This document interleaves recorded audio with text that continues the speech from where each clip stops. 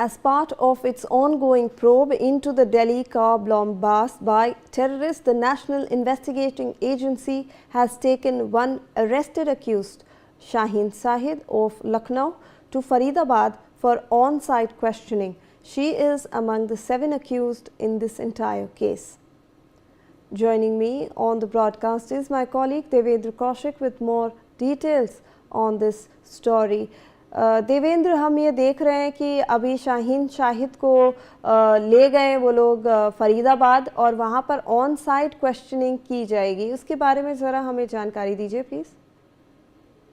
बिल्कुल, देखिए, जिस तरह से दिल्ली में 10 नवंबर को ब्लास्ट हुआ उसके बाद में जो जांच है वो एनआईए को सौंप दी गई थी और एनआईए की तरफ से अब तक इसमें 7 लोगों को गिरफ्तार किया जा चुका है, जिसमें डॉक्टर शाहीन शाहिद भी है। 2 दिन पहले डॉक्टर मुजम्मिल को एनआईए फरीदाबाद लेकर पहुंची थी निशानदेही के लिए, और जिसमें कई खुलासे भी उस दौरान हुए, क्योंकि पूछताछ लगातार डॉक्टर मुजम्मिल से की जा रही थी। तो 2 जगह पहले सामने आया था कि किराए पर कमरा लिया हुआ था जहां विस्फोटक पदार्थ रखे गए थे, लेकिन अब जांच में सामने आया कि 2 जगह और विस्फोटक पदार्थ रखने के लिए कमरे लिए गए थे। एक तो बिल्कुल यूनिवर्सिटी के बराबर में ही एक किसान के खेत में कमरा बना हुआ था, दूसरा एक खोरी जमालपुर गांव है जहां पूर्व सरपंच का 3 बेडरूम का उसने मकान किराए पर लिया था, जहां अक्सर डॉक्टर शाहीन शाहिद को लेकर जाया करता था।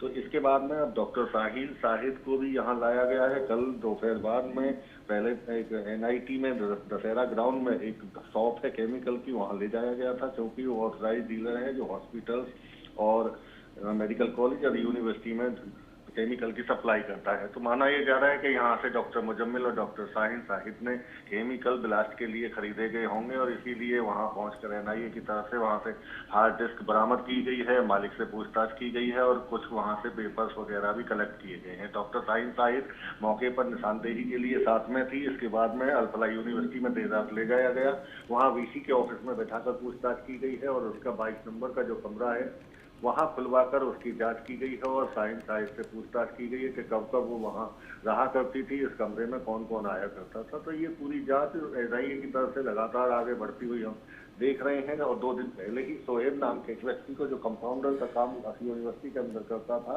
उसकी गिरफ्तारी हुई। और उमर नबी, जिसने ब्लास्ट दिल्ली में किया था i20 कार के साथ में, उसको किराए पर अपने रिलेटिव में कमरा दिलवाया गया था सोहेब की तरफ से। तो उसके सीधे तार जुड़ते हुए इस आतंक से दिखाई दे रहे थे, उसकी गिरफ्तारी हुई है। आने वाले दिनों में देखेंगे कि जिस तरह से और बाकी जो लोकल स्तर पर लोगों ने इनकी मदद की है, सीधे तौर पर जुड़े हैं या किस क्या उनके संबंध रहे हैं, इसको लेकर लगातार हिरासत में लेकर लोगों से पूछताछ भी की जा रही है और आने वाले वक्त में कुछ गिरफ्तारी और भी एनआईए की तरफ से की जा रही है।